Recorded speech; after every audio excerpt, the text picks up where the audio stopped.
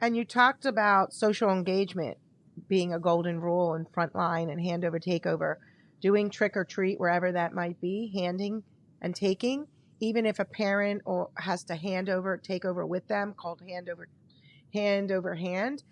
I want to say that even for our verbal kids, that front line of being in the front or not in the back is really important for social engagement and the fuel to communication. It's absolutely critical. Mm-hmm. And so I really want to emphasize that as you're navigating. Halloween's such a wonderful time to practice these social engagement opportunities and helping kids, acknowledge and assess and really having them a part of the planning, the roadmap, the strategies of Mm-hmm. what they're going to be doing on Halloween and opportunities that come up for some of our older kids. And the importance of answering and asking questions. Such a wonderful time. One of the things we do are sandwich questions and action plans for a Halloween party. Who's going to be there? What can they ask? What's the answer? What can you ask?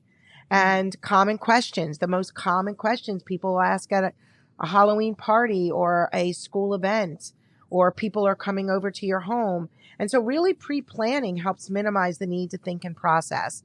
Having those visuals, making it a game, having a little Halloween party at your house with 2 or 3 kids instead of 40, where you're doing a backyard scavenger hunt of the spooks, make it fun, but really know who your child is and what will be successful. And loud, large, lots of people environments aren't always successful for our kids.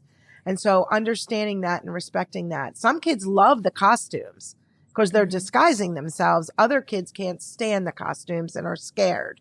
So again, it really is about knowing your child and working with your treatment provider to help guide you.